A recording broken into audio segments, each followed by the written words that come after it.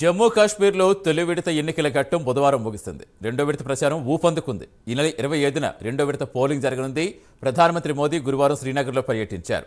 జమ్మూ కాశ్మీర్ వెనుకబడ్డానికి ప్రధానంగా 3 కుటుంబాల కారణాలుగా ఆరోపించారు.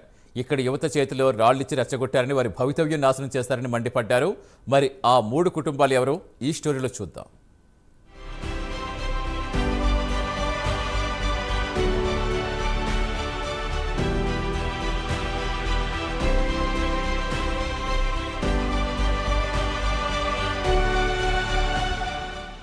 జమ్మూ కశ్మీర్ శాసనసభకు ప్రస్తుతం ఎన్నికలు జరుగుతున్నాయి.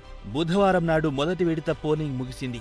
రెండో విడత ఈ నెల 25న జరగనుంది. ఇక ప్రధానమంత్రి నరేంద్ర మోదీ గురువారం నాడు శ్రీనగర్లో బహిరంగ సభలో మాట్లాడారు. జమ్మూ కశ్మీర్ వెనుకబడ్డానికి ప్రధాన కారణం ఇక్కడి 3 కుటుంబాలే అని ఆరోపించారు. ఇక్కడి అధికారం తమ జన్మ హక్కు అని భావిస్తున్నారని మండిపడ్డారు. ఇక ఆయన చెబుతున్న 3 కుటుంబాల విషయానికి వస్తే కాంగ్రెస్, నేషనల్ కాన్ఫరెన్స్, పీడీపీ ఇక్కడి యువత చేతికి రాళ్లిచ్చి ప్రభుత్వంపై తిరుగుబాటుకు ప్రోత్సహించారు. తమ ప్రయోజనాల కోసం వారి భవిష్యత్తును నాశనం చేశారని శ్రీనగర్లో ఆయన ఓ ఎన్నికల ర్యాలీలో ప్రసంగిస్తూ విమర్శలు గుప్పించారు. ఈ 3 కుటుంబాలు ఇక్కడి యువత భవిష్యత్తును నాశనం చేయకుండా తాను చూస్తానని మోదీ హామీ ఇచ్చారు.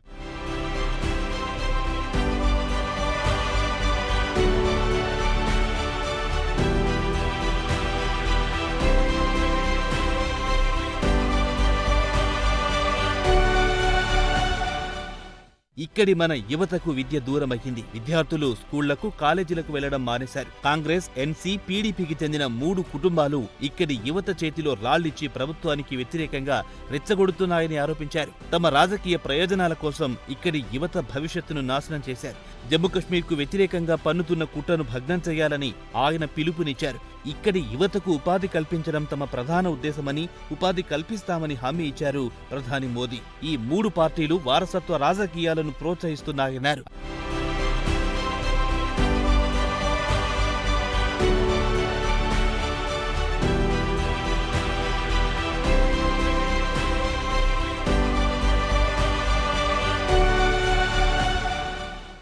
రాబోయే తరం భవిష్యత్తు నాశనం కారాదనేది తమ ప్రధాన ఉద్దేశమన్నారు మోదీ.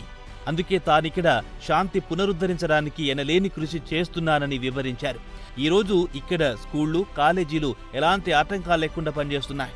ఇక్కడి పిల్లల చేతుల్లో పెన్లు, పుస్తకాలు, ల్యాప్టాప్లున్నాయి. ఇక్కడి రోజువారీ అల్లర్లు తగ్గాయి. పిల్లలు స్కూల్కు వెళ్లి చదువుకుంటున్నారు. ఇక్కడ కొత్త స్కూళ్లు వస్తున్నాయి. కొత్త కాలేజీలు, ఎయిమ్స్, మెడికల్ కాలేజీలు, ఐఐటీలు నిర్మిస్తున్నామన్నారు. జమ్మూ కశ్మీర్లోని ఈ 3 కుటుంబాలు ఇక్కడి అధికారం తమ జన్మ హక్కని భావిస్తున్నాయి. ఇక్కడ అరాచకం సృష్టించి అధికారం హస్తగతం చేసుకోవాలనేది వారి ప్రధాన లక్ష్యమని రాహుల్, ఫరూక్ అబ్దుల్లా, మహబూబా ముఫ్తీ కుటుంబాలపై మండిపడ్డారు.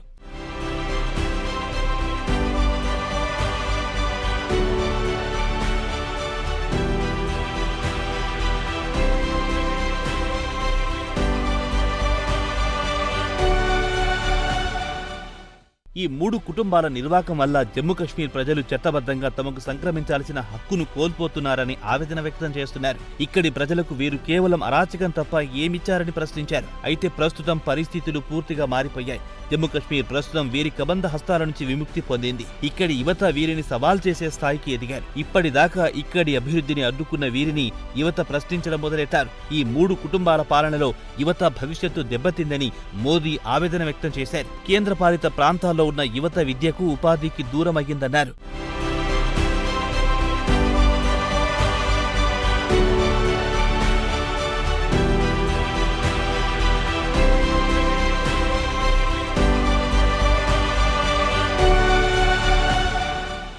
ఇక్కడి యువతకు ప్రజాస్వామ్యంపై నమ్మకం కుదిరింది. తమ ఓటు ద్వారా ఇక్కడ మార్పు తేవడానికి నడుం బిగించారని కితాబిచ్చారు. బీజేపీ అభ్యర్థికి మద్దతుగా ఆయన ఇక్కడి షేరే కశ్మీర్ స్టేడియంలో ఎన్నికల ర్యాలీలో మాట్లాడారు. జమ్మూ కశ్మీర్ ప్రజలకిచ్చిన హామీని ప్రభుత్వం అమలు చేస్తుందన్నారు. ఇక్కడి యువతకు నైపుణ్యంలో శిక్షణ ఇప్పించి ఉపాధి కల్పిస్తామన్నారు. ప్రధానమంత్రి ర్యాలీని ఉద్దేశించి ఇక్కడ స్టేడియం చుట్టూ భారీ భద్రతను ఏర్పాటు చేశారు. గత 5 సంవత్సరాల్లో జమ్మూ కశ్మీర్లో పరిస్థితులు పూర్తిగా మారిపోయాయి.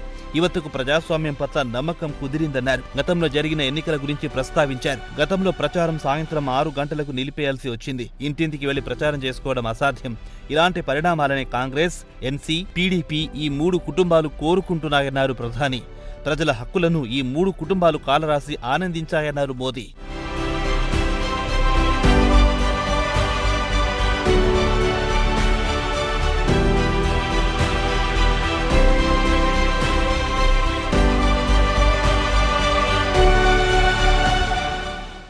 అప్పటి ఇప్పటి పరిస్థితుల్లో వచ్చిన మార్పు చూడండి. రాత్రి పొద్దుపోయే వరకు అభ్యర్థులు ఎన్నికల ప్రచారం చేసుకుంటున్నారు. ఇక్కడి ఓటర్లకు ప్రజాస్వామ్యంపై నమ్మకం కుదిరింది. తమకు చట్టబద్ధంగా రావాల్సిన హక్కుల గురించి ప్రజలు తెలుసుకుంటున్నారు. మళ్లీ పాత రోజులు రావాలని కోరుకుంటున్నారా అని ప్రశ్నించారు. ఈ 3 కుటుంబ పార్టీలు కలిసి గత 35 ఏళ్లలో కశ్మీర్ను 3000 దినాల పాటు మూసివేయించారు. 2019 తర్వాత కశ్మీర్ ఒక్కరోజు కాదు కదా, కేవలం 8 గంటలు కూడా బంద్ కాలేదని గుర్తు చేశారు. మీకు మళ్లీ హర్తాల్ కావాలా అని ప్రశ్నించారు.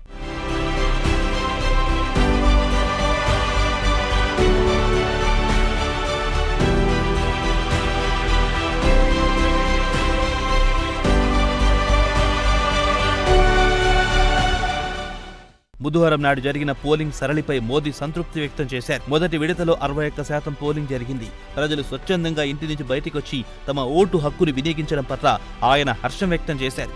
పోలింగ్ శాతం పెరిగితే తమకు అవకాశాలు మెరుగుపడతాయని బీజేపీ భావిస్తోంది. మరి ఓటర్ దేవుడు ఎవరిని కరుణిస్తాడో వచ్చే నెల 8వ తేదీన తేలిపోతుంది. కాగా రెండో విడత పోలింగ్ ఈ నెల 25న జరగనుంది. రెండో విడత ప్రచారం క్రమంగా వేడెక్కుతోంది.